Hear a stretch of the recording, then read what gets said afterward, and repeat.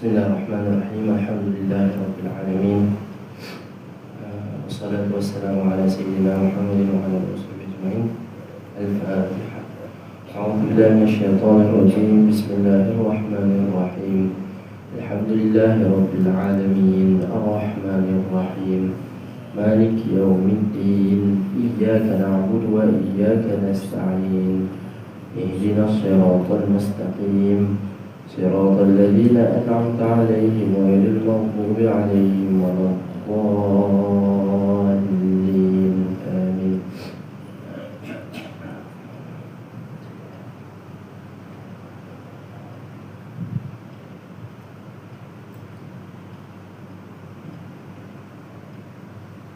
بسم الله الرحمن الرحيم. الحمد لله رب العالمين حمدا يوافي نعمه ويكافئ مزيده. يا ربنا لك الحمد كما ينبغي لجلال وجهك وعظيم سلطانك. اللهم صل على سيدنا محمد وعلى آله وصحبه وبارك وسلم. رب اشرح لنا صدورنا ويسر لنا أمورنا واحلل عقدة من ألسنتنا يفقهوا أقوالنا واجعل لنا وزيرا من أهلنا. اللهم نوينا التعلم والتعليم والتذكر والتذكير والنفع والانتفاع والإفادة والاستفادة والحث على التمسك بكتاب الله وسنة رسوله والدلالة على الهدى والدعاء إلى الخير وابتغاء مرضاته وقربه وثوابه تعالى. وصلى الله على سيدنا محمد وعلى آله وصحبه وسلم. الحمد لله رب العالمين. InsyaAllah macam bulan lepas kita start subuh kan, kita baca Yasin dulu, baca Yasin dan kita teruskan ringkas je. Al-Fatihah wa Yasin ala hadratin Nabi sallallahu alaihi wasallam wa ala azwajihi wa dhurriyyatihi wa ahli baitihi ajma'in. Thumma ila masyayikhina al-kiram sallallahu alaihi wasallam wa yantasib ilayhim anna wa nasaban wa fahma wa ala kulli man yantasib ilayna nasaban ilman wa fahma bi rahmatika ya arhamar rahimin. Wa kullu salih syamilah kamilah وإلى حضرة النبي صلى الله عليه وسلم. الفاتحة. أعوذ بالله من الشيطان الرجيم. بسم الله الرحمن الرحيم. الحمد لله رب العالمين الرحمن الرحيم مالك يوم الدين إياك نعبد وإياك نستعين اهدنا الصراط المستقيم صراط الذين أنعمت عليهم غير المغضوب عليهم ولا الضالين آمين. بسم الله الرحمن الرحيم. ياسين والقرآن الحكيم إنك لمن المرسلين على صراط مستقيم تنزيل العزيز الرحيم لتنذر قوما ما أنذر آباؤهم فهم غافلون. لقد حق القول على أكثرهم فهم لا يؤمنون. إنا جعلنا في أعناقهم أغلالا فهي إلى الأذقان فهم مقمحون. وجعلنا من بين أيديهم سدا ومن خلفهم سدا فأغشيناهم وهم لا يبصرون. وسواء عليهم أأنذرتهم أم لم تنذرهم لا يؤمنون.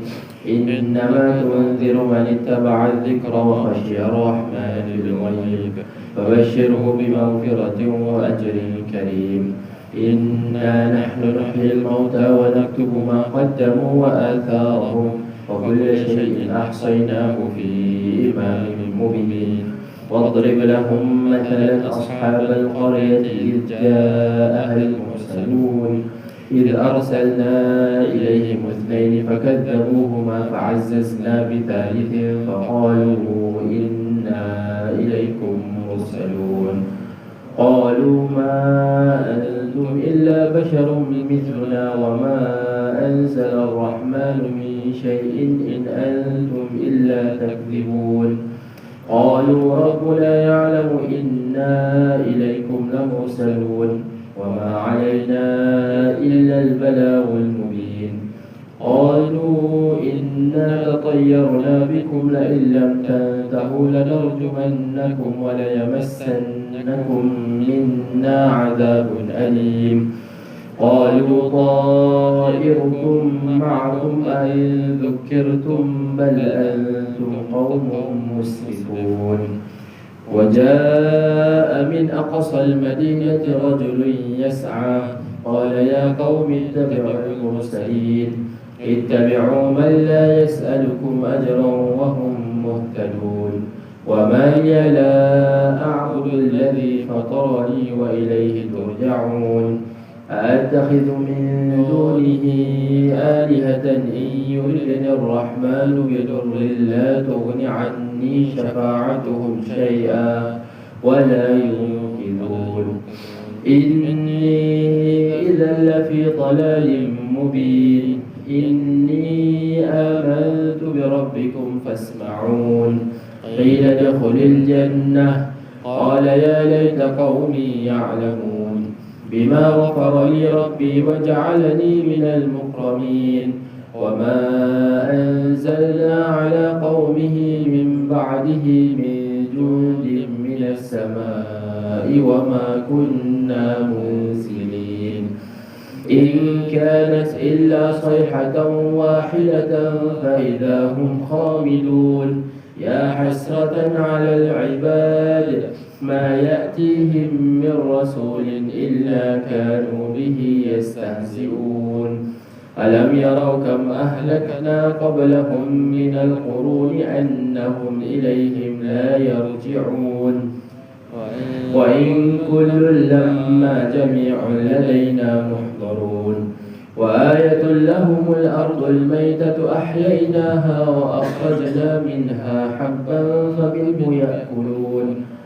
وجعلنا فيها جنات من نخيل وأعناب وفجرنا فيها من العيون ليأكلوا من ثمره وما عملته أيديهم أفلا يشكرون سبحان الذي خلق الأزواج كلها مما تنبت الأرض ومن أنفسهم ومما لا يعلمون وآية لهم الليل نسلخ منه النهار فإذا هم مظلمون والشمس تجري لمستقر لها ذلك تقدير العزيز العليم والقمر قدرناه منازل حتى عاد كالعرجون القديم لا الشمس ينبغي لها أن تدرك القمر ولا الليل سابق النهار وكل في فلك يسبحون وآية لهم أنا حملنا ذريتهم في الفلك المشحون وخلقنا لهم من مثله ما يركبون وإن نشأ نغرقهم فلا صريخ لهم ولا هم ينقذون إلا رحمة منا ومتاعا إلى حين وإذا قيل لهم اتقوا ما بين أيديكم وما خلفكم لعلكم ترحمون وما تأتيهم من آية من آيات ربهم إلا كانوا عنها معرضين وإذا قيل لهم أنفقوا مما رزقكم الله قال الذين كفروا للذين آمنوا أنطعم من لو يشاء الله أطعمه إن أنتم إلا في ضلال مبين ويقولون متى هذا الوعد إن كنتم صادقين ما ينظرون إلا صيحة واحدة تأخذهم وهم يخصمون فلا يستطيعون توصية ولا إلى أهلهم يرجعون ونفخ في الصور فإذا هم من الأجداث إلى ربهم ينسلون قالوا يا ويلنا من بعثنا من مرقدنا هذا ما وعد الرحمن وصدق المرسلون إن كانت إلا صيحة واحدة فإذا هم جميع لدينا محضرون فاليوم لا تظلم نفس شيئا ولا تجزون إلا ما كنتم تعملون. إن أصحاب الجنة اليوم في شغل فاكهون هم وأزواجهم في ظلال على الأرائك متكئون لهم فيها فاكهة ولهم ما يدعون سلام قولا من رب رحيم. وامتازوا اليوم أيها المجرمون ألم أعهد إليكم يا بني آدم ألا تعبدوا الشيطان إنه لكم عدو مبين وأن اعبدوني هذا صراط مستقيم.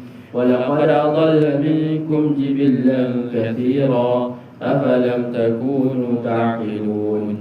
هذه جهنم التي كنتم توعدون اصلوها اليوم بما كنتم تكفرون.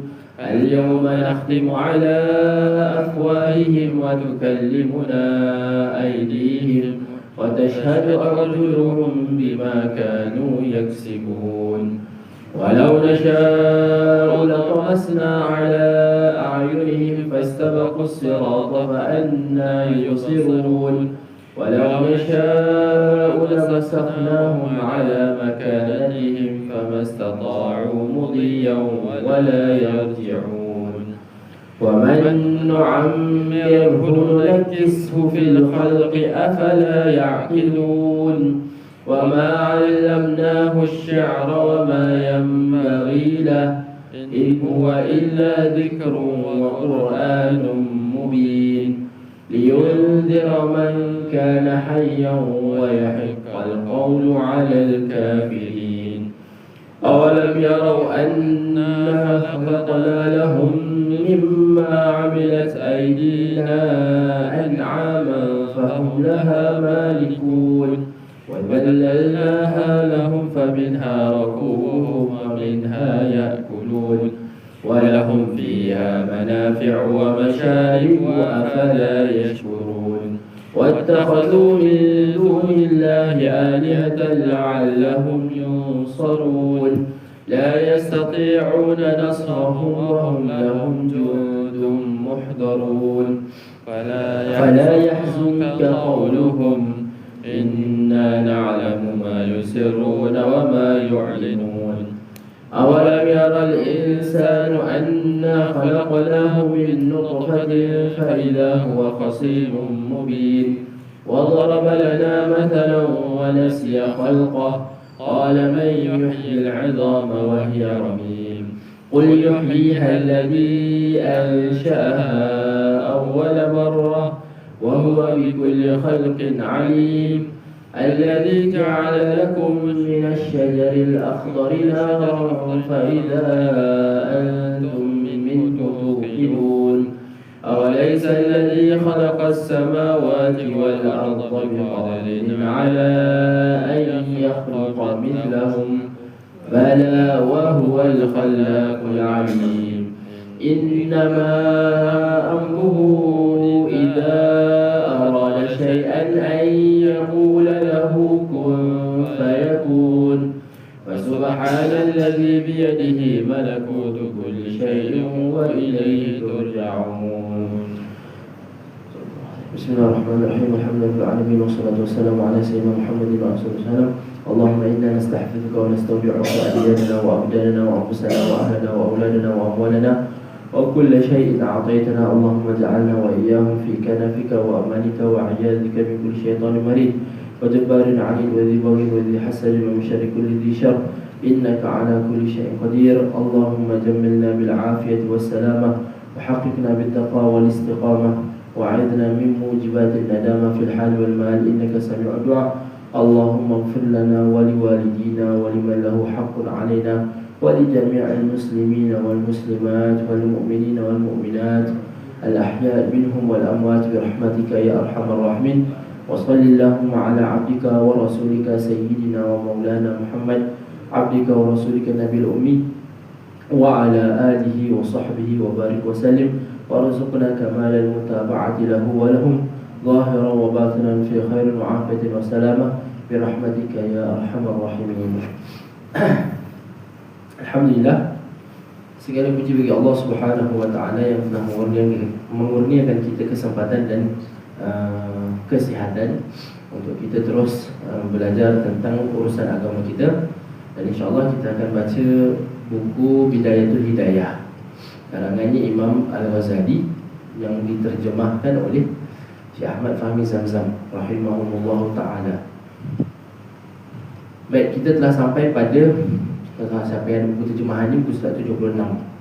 Dia dalam bab adab-adab dalam solat. Adab-adab dalam solat, yang mana kita telah sampai pada betul-betul sebelum solat, iaitu berdiri tegak dan angkat takbir. Berdiri tegak dan angkat takbir. Kata Imam Al-Ghazali, qala al-Imam, telah berkata Imam Ghazali di dalam kitabnya Bidayatul Hidayah, semoga Allah merahmatinya dan memberi manfaat ke atas ilmu kepada kita semua, di atas ilmu yang Allah anugerahkan kepadanya. Wa'alij qalbaka bihadhihi al-hiyali fa'asahu an yahdura ma'aka fi salatik fa innahu laysa laka min salatika illa ma 'aqalta minha wa amma ma ataita bihi ma'al ghaflati was-sahwi fa huwa ila al-istighfar wat-takfiri ahwaj. Fa idha hadara qalbuka fala tatruk al-iqamah wa in kunta wahdak wa in intadharta hudura jama'atin fa'adhin thumma aqim fa idza aqamta fanwi wa qul fi qalbika uaddi fardh adh-dhuhri lillahi ta'ala wa la takun dhalika hadiran fi qalbika 'inda takbirik wa la ta'azzuba 'anka niyyata qabla al-faragh min at-takbir warfa' yadayka 'inda at-takbir ba'da irsalihi ma awwala ila hadwi mankibayka wa huma mamsutatani wa asabi'ahuma manshurah wa la tatakallaf dammuha wa la tafrijuha bihaythu tuhadhi bi ibhamayka shahmatay udhunayka wa bi ru'usi asabi'ika 'ala udhunayka wa bi kaffayka mankibayka.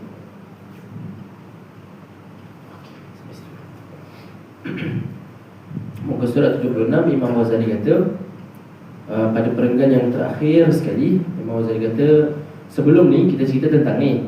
Kita cerita tentang kalaulah kita malas-malas, maka hendaklah kita berfikir bahawasanya kita ni Allah bagi hidup yang pendek kan, 60 tahun, 70 tahun, 80 tahun. Kalaulah kita tidak beribadah, jadi kita ni akan banyak buat benda yang lara kan.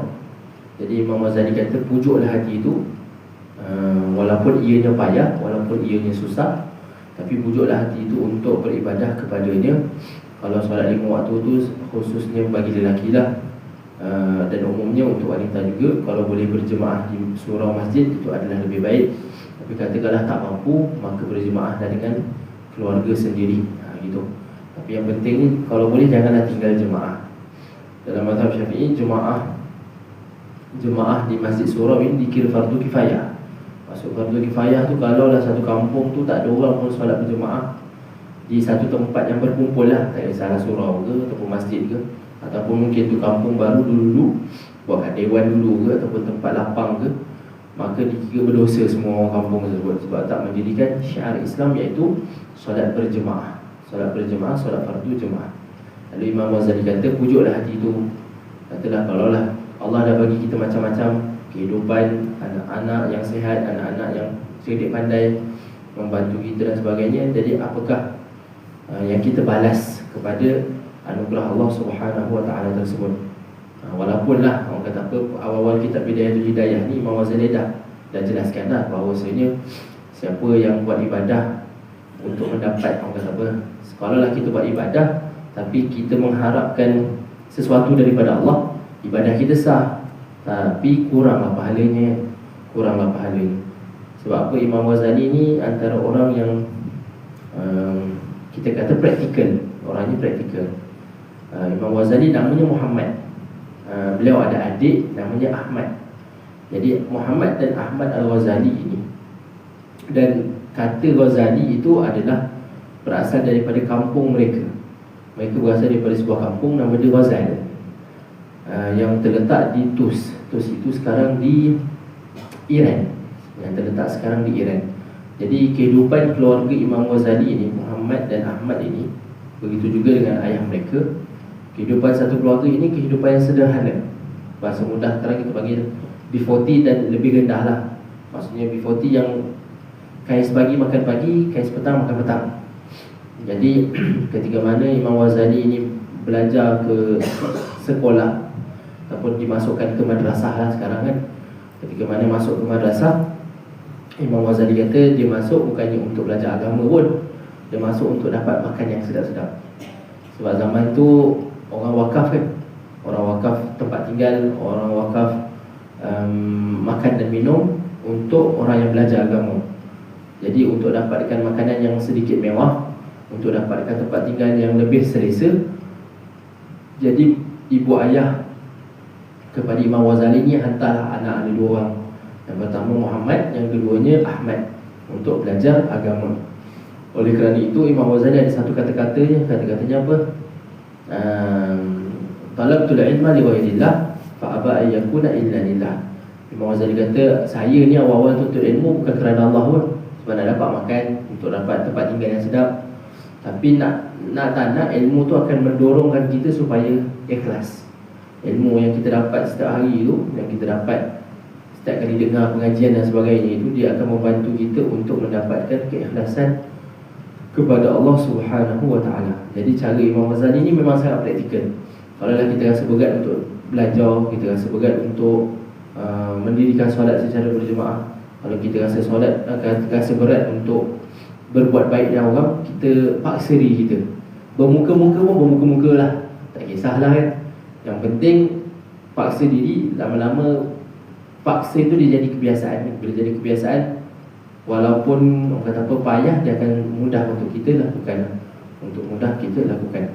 Jadi pada pertemuan yang hari ini, kita sambung. Imam Ghazali kata, apabila hatimu telah hadir, maka janganlah lupa engkau membaca iqamat, walaupun jikalau engkau hanya sembahyang sendirian. Dan apabila engkau sembahyang berjemaah, maka hendaklah engkau azan, kemudian diikuti dengan iqamat. Gitu. Di sini ada 2 poin. Yang pertama, Imam Ghazali kata kalau solat seorang, maka hendaklah kita iqamat. Iqamat awal kan, Allahu Akbar, Allahu Akbar, asyhadu an la ilaha illallah, asyhadu anna Muhammadar Rasulullah, hayya 'alas salah, hayya 'alal falah, qad qamat salah, Allahu Akbar, Allahu Akbar, la ilaha illallah. Kalau kita solat sendirian, perlulah kita iqamat, kemudian kita solat. Kalaulah kita solat berjemaah, walaupun jemaah itu adalah jemaah kedua kan. So contoh kita kat surau ni dah settle solat subuh, tiba ada orang nak pergi kerja, dia datang 2 orang, 3 orang nak solat subuh. Jadi walaupun jemaahnya 2 orang, 3 orang, sunat untuk mereka itu azan. Maksudnya azan tu sesama 2 orang lah. Sunat untuk mereka azan, kemudian mereka iqamat. Jadi semua tahu lah kan beza azan dengan iqamat tu. Azan 2 kali, iqamat sekali-sekali, lepas tu ada tambah qad qamatis salah, qad qamatis salah. Itu bezanya lah. Jadi yang pentingnya, Allah SWT, kalau kita solat sendirian, sunat untuk kita iqamah. Kalau kita solat berjemaah, sunat untuk kita iqamah dan azan dan iqamah. Akan tetapi dalam kitab-kitab mazhab fiqh kan, pendapat Imam Ghazali yang ini tidak muktamad. Yang muktamadnya adalah kita sunat untuk azan dan kita sunat untuk iqamah walaupun kita solat sendirian. Walaupun kita solat itu adalah solat qada. Contohlah kita dah muda-muda, umur 30, umur 29, nak kahwin kan, nak kahwin cari duit banyak kan. Jadi kadang mungkin solat tertinggal dan sebagainya. Bukan kita lah, orang lain. Bukan kita insya-Allah Allah jaga kita daripada muda kan. Tapi adalah orang ni mungkin satu fasa umur dia tu dia tak solat. Jadi dia sampailah umur 40 tahun, dia tersedar. Kata, saya ni kena qada balik solat-solat saya lepas balik ni. Jadi walaupun dia qada solat 5 waktu, walaupun qada ni, sunat untuk dia azan, sunat dia iqamah. Katalah dia, orang kata apa, dia peruntukkan, dia jadikan setiap hari tu lepas subuh dia solat qada 5 waktu lepas subuh kan. Habis 6.20. Jadi dia balik rumah, dia memang buat berjadual lah. Dia buat jadual, dia akan solat qada 5 waktu. Subuh, zuhur, asar, maghrib, isyak. Jadi setiap kali dia nak orang kata apa, nak solat subuh, nak solat zuhur, solat asar, solat maghrib, solat isyak, yang qada ini sunat untuk dia azan iqamat, azan iqamat, azan iqamat, macam itulah. Setiap kali dia nak diri solat, dia sunat untuk azan dan iqamah. Tak perlulah kita orang kata apa azan mendayu-dayu kan. Bukan nak panggil. Azan tu adalah kita orang kata apa, lafaz azan ulang 2 kali. Cukup dah. Kita dengar diri sendiri pun dah cukup dah. Itu dah dikira azan yang dituntut oleh syarak. Oleh kerana itu adalah berlaku kadang kita kurang ikut pendedahan kan. Kadang kita kata kalau azan itu khususnya untuk masa waktu. Jadi kalau lah ada surau ataupun ada masjid yang ada harinya, orang kata apa, petugas azannya lah lewat sikit lah, contoh lepas 3 minit masuk waktu baru mula azan. Ada tu saya pernah dengar dekat, bukan dia selalulah surau tersebut, sebab surau tersebut taman dia tu orang muda-muda jadi pergi kerja lah. Jadi solat zuhur dengan asar ni kadang lepas 15 minit masuk waktu baru azan. Jadi itu ada orang tanya kan, boleh ke azan? Masuk waktu dah 15 minit ni, surau masjid dah solat dah rakaat ketiga dah kot kan. Ni surau ni baru nak azan, boleh ke tak boleh? Perlu kita tahu azan tersebut bukan disyariatkan untuk masuk waktu je. Azan dia disyariatkan selain daripada masuk waktu, dia disyariatkan kalau kita nak solat wajib. Kita nak solat wajib kan, solat fardu lah. So contoh macam tadi surau tadi, walaupun dia azan lambat, adalah kurang bagus lah. Kurang bagus tu ya kurang bagus, tapi dia nak bagi tahu dah ada orang kat surau. Jadi siapa-siapa yang nak datang surau untuk solat, jadi dia azan. Walaupun lewat dia azan. Jadi dia adalah satu, kita panggil apa, satu zikir, satu bentuk zikir untuk memanggil orang solat. Disyariatkan ketika mana masuk waktu solat. Keduanya disyariatkan ketika mana kita nak memanggil, memberitahu bahawasanya akan diadakan solat di satu tempat. Dan begitu juga ketika mana ditimpa musibah, kebakaran ke, banjir dan sebagainya, disunatkan juga untuk kita azan dengan harapan orang kata apa, Allah meringankan, Allah orang kata apa, padamkan api, Allah orang kata apa, alirkan air tersebut, yang banjir tersebut dengan cepat supaya kita ini musibah tu sedikit lah, untuk kurangkan musibah. Dan begitu juga apa-apa solat walaupun qada, maksudnya solat wajib lah, solat sunat tak perlu kita iqamat, tak perlu kita azan. Solat wajib perlulah untuk kita azan dan juga iqamah. Jadi janganlah kita faham azan ni semata-mata untuk masuk waktu. Sebab kadang ada tempat tu dia bergaduh, jemaah dia gaduh. Gaduhnya sebab apa? Bilal ataupun muazzin tak azan awal waktu. Tapi kita yang dengar ni, kita tak ada pula nak azan kan. Kita yang kita tahu, kita tengok waktu ni, kita tak ada pula nak azan. Tapi bila Bilal ada hari dia lambat, kita condemn. Tapi kalau lah setiap hari dikira lambat, itu perlu perhatian jugalah. Tapi katalah ada sehari itu Bilal kita ni tertidur lebih ataupun terlelap, Allah bagi dia tidur lama sikit. Jadi kita kata apa, ringan-ringan lah kan. Tak perlulah kita bertegas-tegas. Gitulah, wallahualam. Ceritanya tentang azan dan iqamah.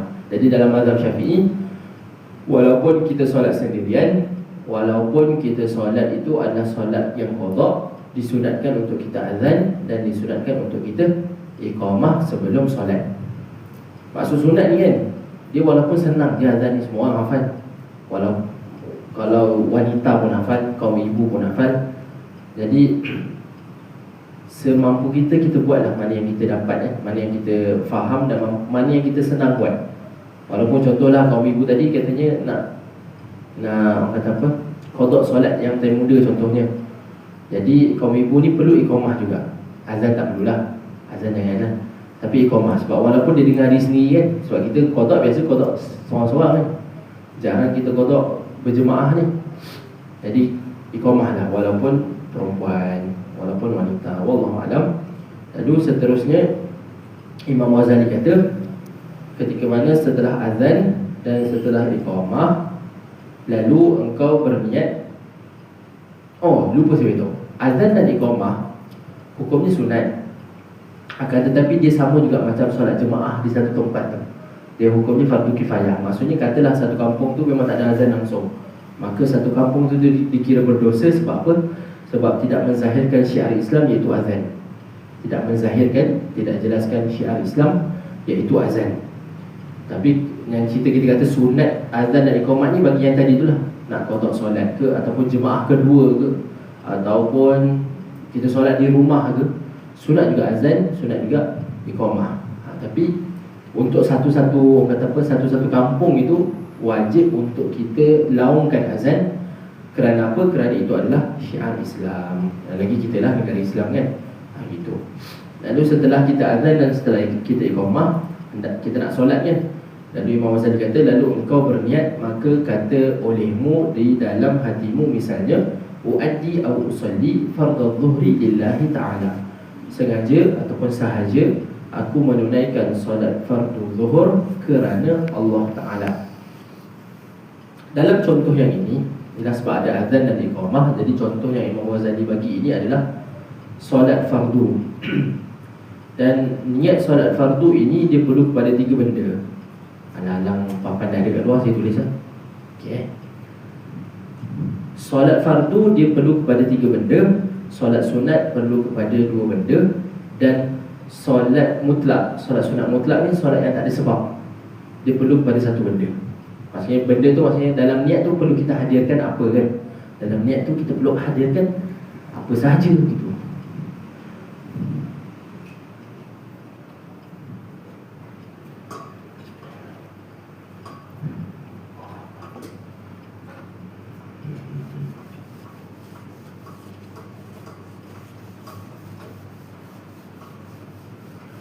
Tapi perbahasan niat ni janganlah kita rasa berat tau. Jangan kita rasa macam kenapa Islam ni menyusahkan. Bukan pun, Islam ni tak menyusahkan. Islam ni sebenarnya memudahkan kita. Macam mana kita nak kategorikan solat kita. Jadi macam mana kita nak bezakan solat. Jadi kita bezakan dia dalam niat, dalam niat solat tersebut. Jadi dia ada 3. Pertama, kedua, saya minta maaf, ketiga. Allahumma salli. Yang pertama solat fardu ataupun solat wajib lah. Solat fardu dia perlu kepada 3 benda. 3 benda. Niat solat, biasa kita kata usolli lah, usolli. Yang kedua, takyin, jelaskan jenis solat.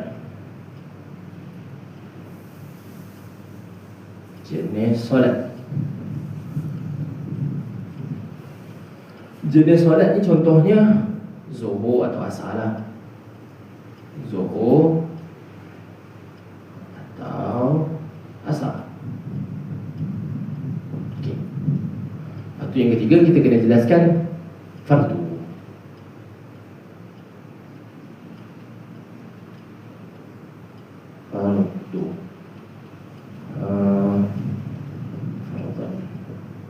Biasa kita kan usalli fardaz zuhri ataupun usalli zuhri fardan. Boleh saja. Cumanya yang pentingnya perlu kepada 3-3. Wajib kepada 3-3 benda ni. Kalau kurang, maka solat kita itu Tapi saya beritahu, jangan kalau kita kurang daripada salah 1-3 ni, solat kita tak sah. Tapi jangan risau. Ada sebagian ulama mengatakan, contohlah kan, masuk waktu zuhur kan. Masuk waktu zuhur kita ambil wuduk. Mestilah dalam otak kita nak solat zuhur kan. Okay, kemudian kita duduklah atas sejadah ataupun kita pergi ke surau. Kita dengar azan zuhur, kita ambil wuduk untuk solat zuhur. Kita pergi ke surau untuk solat zuhur lah. Jadi ketika mana angkat takbir bersama imam, kita pun hadirkan untuk solat zuhur. Lepas lepas habis solat, kita pun terfikir, tadi kita nyatakan zuhur ke tak zuhur? Pernah laku tak? Kan?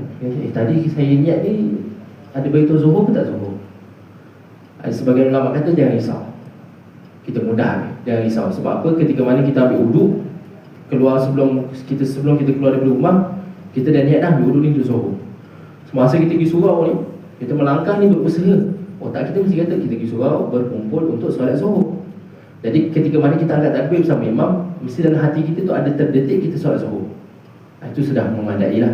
Tapi lah secara perincinya macam ni. Perlu kepada 3 benda, iaitu perlu kepada niat solat, iaitu usolli tadi. Lepas tu perlu jelaskan jenis solat, iaitu zuhur ke, asar ke, maghrib ke, isyak ke. Kemudian yang ketiga, perlu ada perkataan fardu. Perlu pada perkataan wajib. Kalaulah solat tu solat qada, dia gantilah perkataan qada ni kepada fardu. Perlulah gantikan perkataan fardu ini kepada qada. Sama ada usolli fardhu, usolli qada az-zuhri, ataupun usolli az-zuhri, usolli az-zuhra qada'an. Mana-mana pun boleh lah. Tapi biasa kita bahasa Melayu kan hadirkan dalam hati, saja aku solat zuhur qada', saja aku solat zuhur fardu. Macam itulah beza dia. Kalau kita musafir perlu tambah. Kalau kita musafir maksudnya jamak kasar. Kalau kita jamak dan kasar kan, khususnya qasar lah. Sebab jamak ni kita berniat sebelum solat. Kita kena tahu kalau belajar fiqh nanti, niat jamak dia sebelum solat. Kalau contohlah kita pergi Perak, contoh balik kampung saya lah, mungkin kampung kita lain-lain kan. Katalah kita ni balik Perak, kita kata kita gerak pukul 2 tengah hari, pukul 2 petang dah masuk waktu zuhur. Dah syuruk kan. Saya ambil masa sikit okay. Apa tu, kita katalah kita gerak pukul 2, kita tak solat zuhur lagi. Kita kena tahu kalau kita bertolak walaupun selepas masuk waktu, kita masih boleh jamak, masih boleh qasar. Katalah hari tu kita kata nak solat zuhur 4 rakaat, kita nak balik Perak ni, kita gerak je dulu. Solat 2 rakaat tengah jalan. Cumanya niat jamak tu, kita dalam hati nak niatkan jamak zuhur dan asar 2 rakaat. Kita niat tu sebelum solat. Sebelum solat lah.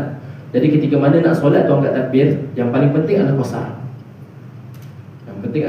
Nanti kalau perbahasan jamak kasar nanti kita jelaskan lagi lah, sebab dia ada beza antara jamak takdim dan jamak takhir. Niat jamak tersebut. Okay, katalah musafir, dia nak solat kasar. Kita katalah orang yang nak solat qasar, dia perlu tambah satu lagi, iaitu jelaskan qasar tu lah. Jelaskan qasar.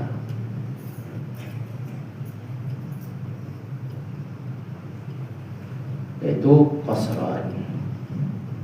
So dia akan kata usalli fardhu zuhri qasran, ataupun usalli al-asra fardan usalli al-asra fardan qasran.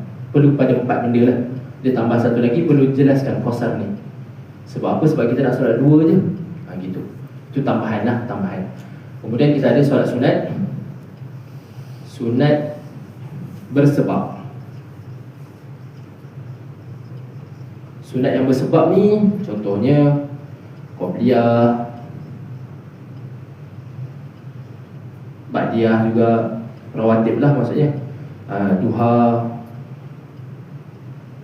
apa lagi, witir. Yang dia ada sebab. Kenapa kita solat malam? Sebab witir. Kenapa kita solat malam? Tahajud. Kenapa kita solat siang? Duha gitu. Dia ada sebab. Jadi perlu kepada 2. Ni kan 3. Ni kan 3. Okay. Ni tambah satu lagi, iaitu saya minta maaf. Yang ni perlukan 2 saja, iaitu niat solat, usolli. Keduanya jenis solat.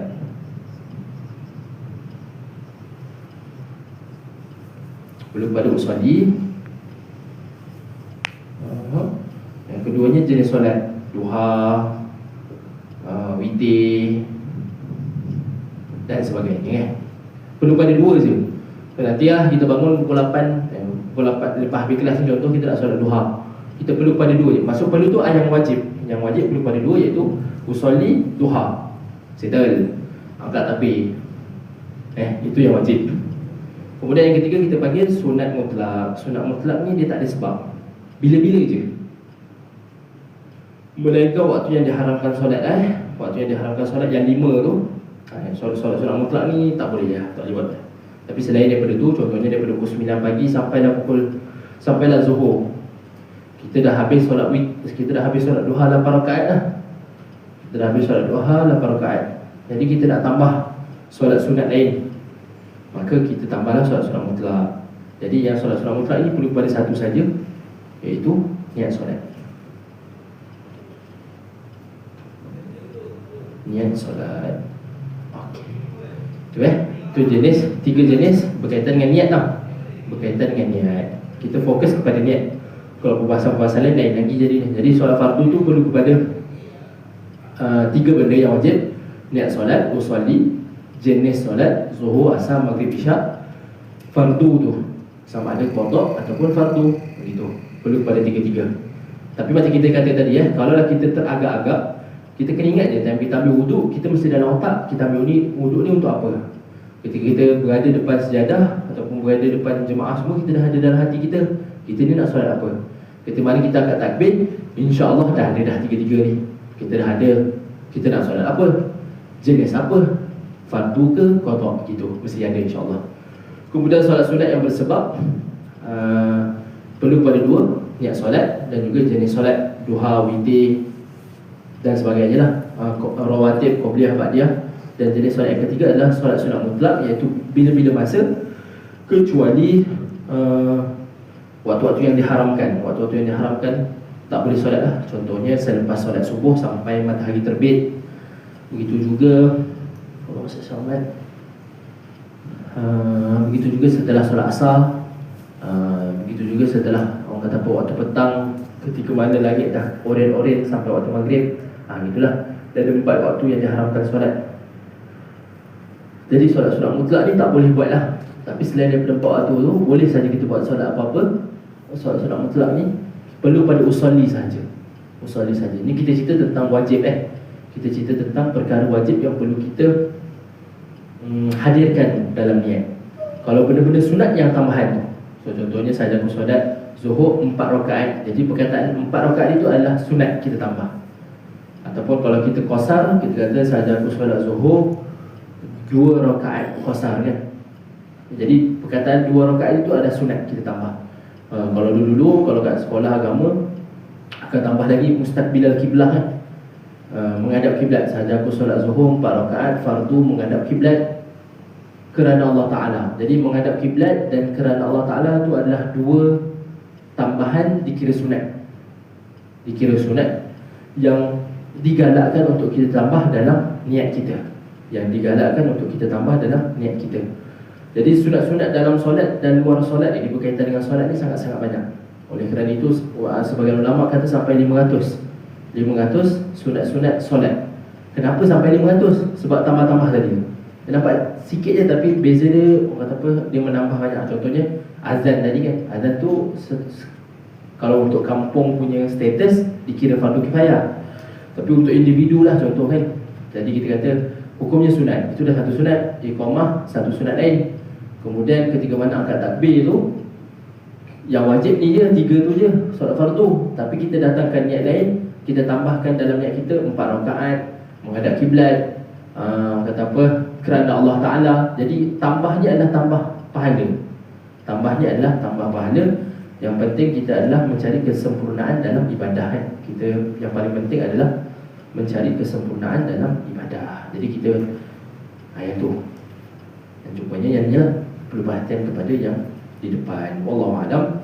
Sini Imam Ghazali kata, setelah selesai kita azan dan juga iqamah, lalu engkau hadirkan niat seperti usolli fardhu zuhri lillahi ta'ala. Sesahaja aku menunaikan fardu zuhur kerana Allah Ta'ala. Contoh yang Imam Ghazali bagi ini, dia ada 3 yang wajib ada, kemudian ditambahkan 1 sunat. Imam Ghazali kata usolli, itu yang wajib, usolli. Kemudian fardu tu, kemudian zuhri, jenis solat. Lepas tu Imam Ghazali tambah lillahi ta'ala, kerana Allah Ta'ala. Perkataan kita tambah lillahi ta'ala itu dalam niat kita, itu dikira sunat, dapat pahala lebih. Dapat pahala lebih. Jadi kita ni nak dapat pahala banyak nak dapat pahala banyak. Jadi kita tambah-tambahkanlah semampu dan sebaik kita. Wallahualam.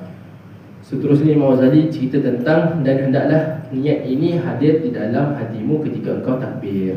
Hendaklah kita hadirkan niat solat ni dalam takbir. Dan perbahasannya panjang. Kita ni untuk orang-orang biasa, perlu kita hadirkan niat solat ketika mana kita angkat takbir. Sebelum kita angkat takbir, kita lafazkan dulu usolli fardhu subhi, usolli fardhu subhi lillahi ta'ala contohnya. Kemudian ketika mana kita angkat takbir Allahu Akbar, kita sekalikan hati kita. Takbir ni kan mulut kan, takbiratul ihram ni rukun qauli kan, rukun percakapan dalam solat. Jadi ketika mana kita angkat takbir Allahu Akbar, kita masukkan sekali niat solat tu dalam hati kita. Dia serentak lah. Takbir dan niat dia datang serentak. Waktu kita takbir, mulut ungkapkan lafaz takbir, tapi dalam hati kita hadirkan niat solat. Dan sebab oleh kerana itu kadang kita ragu-ragu. Jangan kita ragu-ragu. Kita mudah je. Kalau kita nak dah gigi depan soft dan sebagainya, kita dah tahulah kita nak solat apa. Jadi apa yang kita tahu nak solat tu kita hadirkan dalam solat kita. Teruskan. Kita hadirkan sekali lah. Daripada luar solat sampai dalam solat, itu adalah lebih baik. Sebab dalam Imam Ghazali kata, dalam mazhab kita, menghadirkan niat, kita merasakan hadir niat solat itu daripada awal solat sampai hujung solat itu dikira sunat. Kadang-kadang orang kata apa, khusyuk dah, cerita tentang khusyuk kan. Khusyuk ni adalah hati kita tenang dan kita faham apa yang kita baca.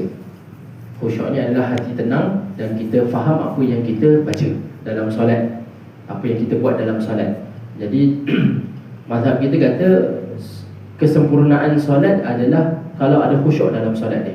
Kesempurnaan, bukan dikira sebagai syarat sah. Syarat sah lah. Kalau tak, orang ni tak khusyuk, solat dia tak sah. Tak. Dalam mazhab kita bukan. Dalam mazhab kita, ianya adalah kesempurnaan solat. Sesiapa yang ada Allah SWT khusyuk dalam solat dia dapat pahala lebih. Okay. Tapi berbeza dengan Imam Ghazali. Imam Ghazali kata khusyuk dalam solat adalah wajib, walaupun sesaat, walaupun sekejap je dalam solat tu kita ada khusyuk, solat kita sah. Imam Ghazali kata. Jadi kalau lah kita solat dilalai kan, tadi Imam Haji Degis baca apa pun kita dah tak tahulah surah apa yang Haji Degis baca. Itu kena soal balik lah kita ke solat. Kita bukan nak attack orang tau, kita tanya diri sendiri. Tapi tadi Haji Degis baca surah apa, kita tak ada. Saya tidak kena orang surah lah. Okey, itu sahajalah kot perkongsian kita pada pagi hari ini, insya-Allah. Ada pertanyaan? Itu semua jelas? Oh. Kalau solat sendiri sunat azan pun sunat. Jadi kalau kita sembahyang sendiri, kalau kita tak sah lah. Satu sah, tapi rugi lah iqamah kot. Semua orang hafal, kita tak buat kan. Azan bagi saya rugi sebab iqamah ni senang bang. Berapa saat je kan. Di mana-mana pahala yang kita dapat tambah tu, kita tambah je. Kalau kita solat sendirian, tadi macam awal tadi kita kata, siapa yang solat sendirian disunatkan dia azan. Dia azan tu azan lah maksudnya dua kali. Dan sunat untuk dia iqamah juga, walaupun solat sendiri. Dan dalam mazhab kita, walaupun solat tu solat qada, sunat untuk kita azan dan sunat untuk kita iqamah. Wallahu a'lam. Faham? Okey, soalan lain? Okey bang. Wuduk mutlak ada? Wuduk mutlak? Maksud wuduk mutlak tu apa? Saya tak pernah dengar. Pernah dengar? Boleh jelaskan? Tak, sebab saya tak pernah dengar, jujur. Air dia air mutlak saya dengar, tapi wuduk mutlak saya tak pernah dengar. Sebab wuduk apa-apa cara sama je. Semuanya yang bezakan wuduk ni biasanya sebagai ulama, dia walaupun tak ditulis dalam buku, tapi diajarkan ke murid-murid adalah orang yang wuduk untuk tidur. Orang yang wuduk untuk tidur, walaupun dia pegang isterinya, walaupun bersentuhan kulit dan sebagainya, wuduknya dikira masih ada. Tapi tak bolehlah buat solat. Janganlah buat solat kan. Jadi macam itulah. Tak pernah dengar pula wuduk mutlak. Wallahu a'lam. Okey, ada soalan lagi? Okey bang.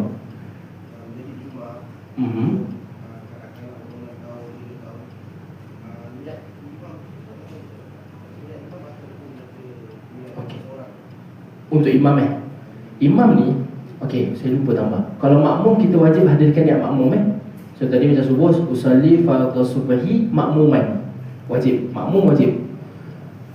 Apa-apa jenis solat pun, walaupun solat sunat hari raya ke, solat sunat witir waktu Ramadan ke, solat tarawih ke, wajib tambah makmum. Untuk imam tak wajib tambah, tak wajib hadirkan niat imaman tu, tak wajib, kecuali 4 solat. Ada 4 solat yang wajib kita hadirkan niat imam. Solat Jumaat, solat kita ulang solat, contoh kita dah solat jemaah ni, dengan jemaah kita dia dah solat, kemudian datang orang lain, dia seorang je, lepas tu dia minta kita nak solat jemaah, lepas tu kita jadi imam. Kita dah solat tadi kan, tapi orang tu minta kita solat semula, maksudnya dia minta kita berjemaah dengan dia, tapi dia nak kita imam. Wajib untuk hadirkan niat imam kali kedua tersebut. Kemudian ada lagi 2 lah, yang penting ada 4 je. Contohlah untuk solat fardu yang 5 kan, selain daripada solat Jumaat, imam ni dia tak wajib hadirkan niat imaman. Sah saja solat semua orang sah, tapi imam ni dia tak dapat pahala jemaah.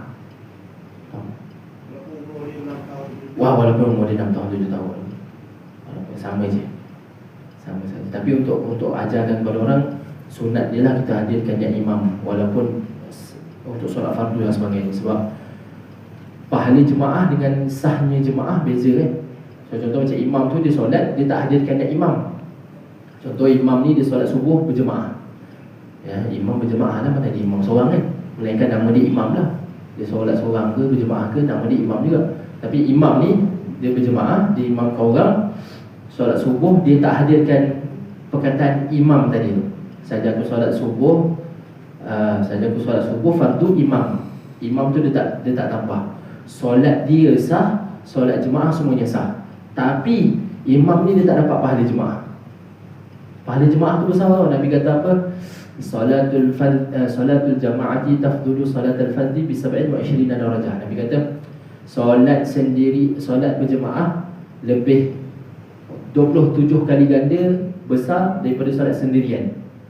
Rugilah imam ni, dia imam, dia ketua jemaah kan, tapi dia tak hadirkan niat imam. Solatnya sah, jemaahnya sah, tapi dia tak dapat pahala 27. Rugi untuk dia lah. Tentulah. Jadi elok ni kita hadirkan niat lah. Yang kita kata wajib tak wajib tu untuk bagi tahu ilmu kan.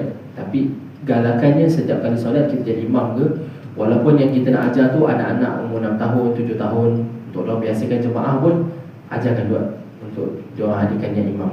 Tapi katalah ada hari budak-budak kan, kita yang dewasa pun kadang lupa, katalah budak-budak ni terlupa, tak apa, kita maafkan. Tapi kata kita ajarlah, lain kali hadirkan, dapat pahala 27 kali ganda kan. Kita cakap lah, mampu ke nak solat 27 kali kan, solat sekali pun payah kan. Itu lah kita kena galak-galakkan anak-anak lah. Wallahualam. Okey, dia saya nampak.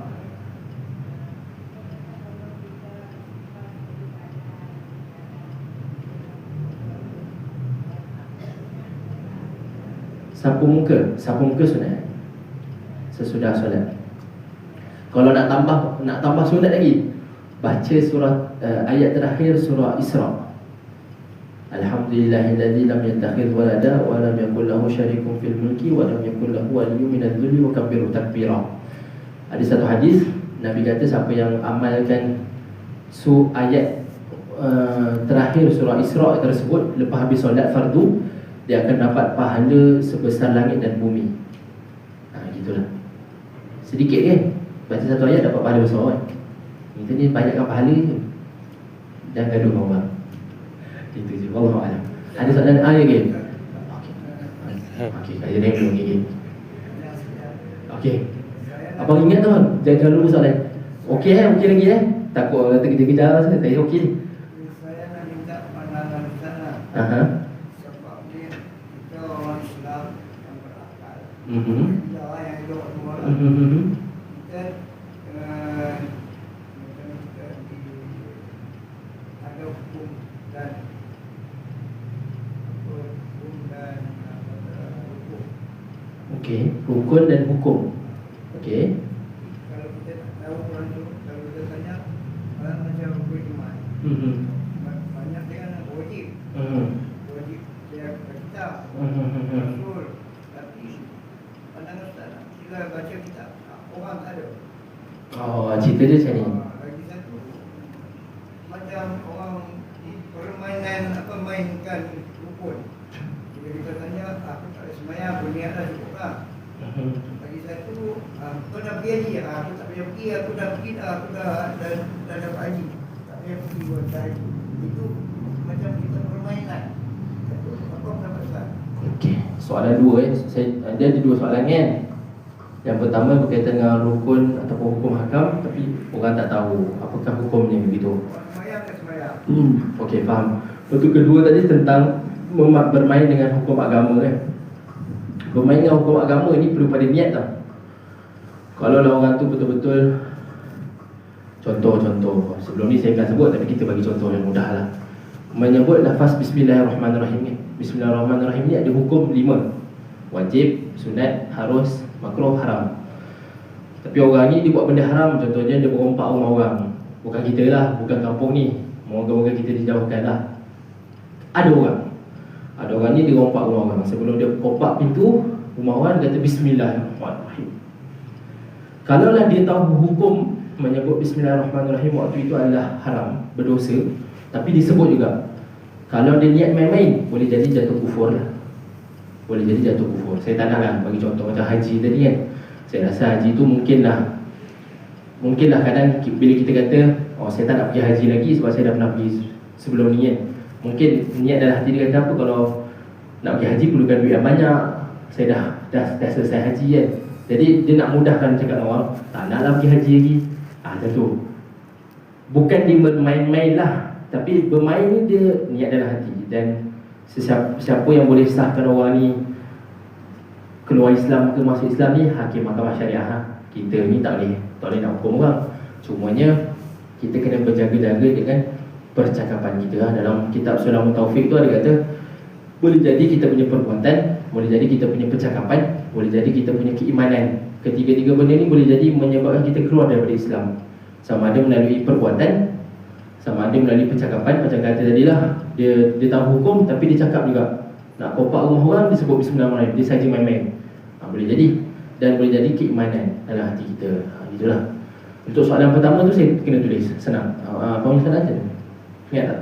Lepas solat kan? Lepas solat, kita tengok ada imam yang menghadap ke sebelah kiri. Okey. Sebenarnya belah kanan, yang belah depannya Okey. berhadap dengan ni kan. Dia macam ni, cerita dia.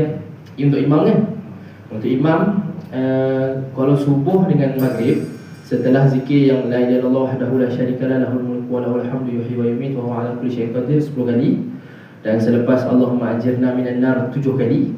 Ini subuh dan maghrib. Kemudian waktu Allahumma antas salam ni kan.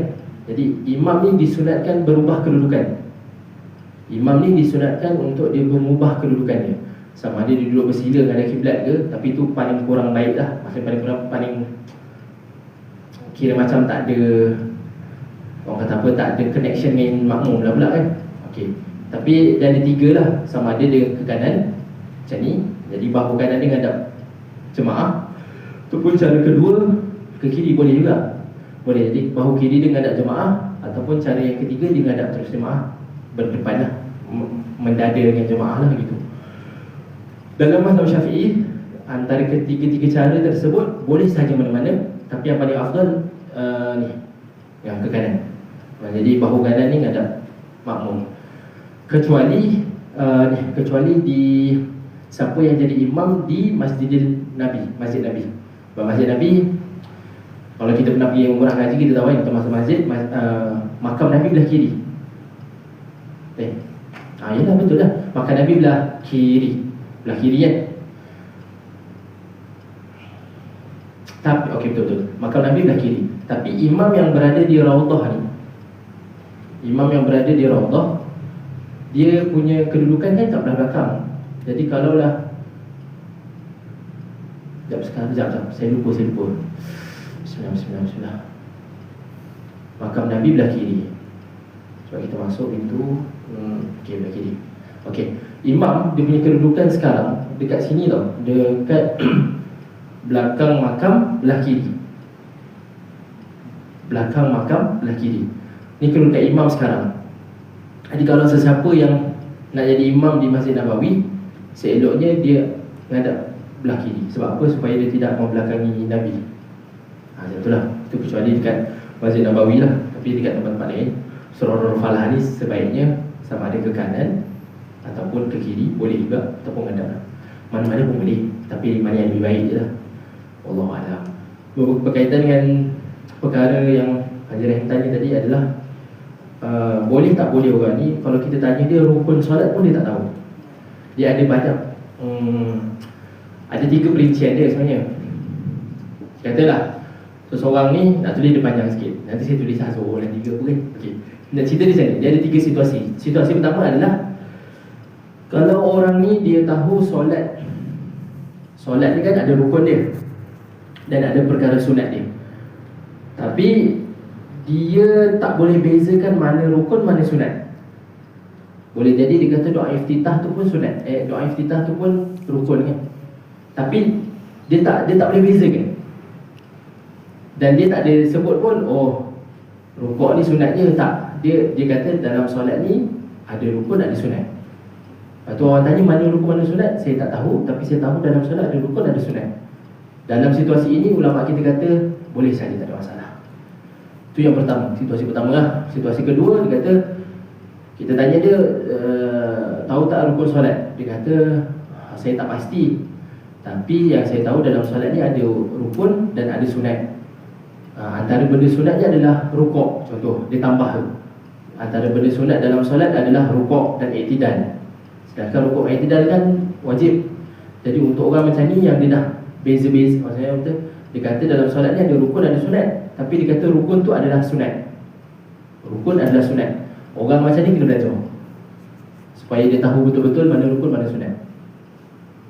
Maksudnya dia ni kira berdosa lah, bahasa mudahnya dia berdosa. Untuk situasi yang ketiga, dia kata dalam solat ni ada rukun ada sunat, tapi dia menjadikan perkara sunat tu sebagai rukun. Dia kata, contohlah, dia kata dalam solat ni ada rukun ada sunat, tapi saya rasa antara benda rukunnya adalah doa iftitah. Contoh, dia kata doa iftitah tu rukun. Tapi bila kita tanya benda-benda lain, dia jawab semua betul, tapi benda-benda sunat ni kadang dia jadikan rukun. Jadi itu tak ada masalah juga. Itu pun tak ada masalah.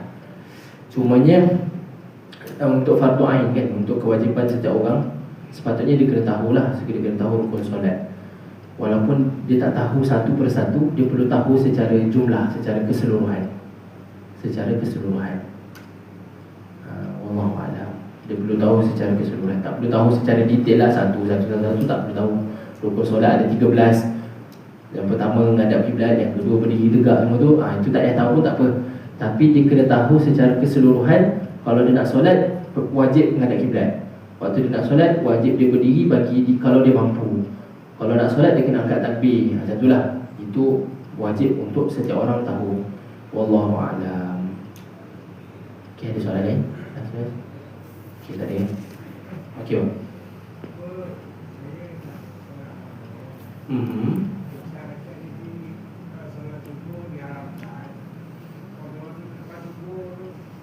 Boleh. Kalau solat qadha boleh bila-bila.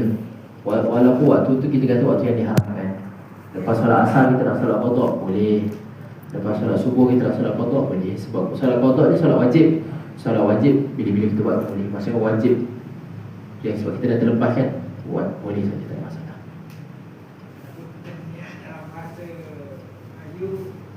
Boleh. Sebab lepas time kita angkat takbir Allahu Akbar tu kan, kita hadirkan dalam hati kan. Boleh, tak ada masalah.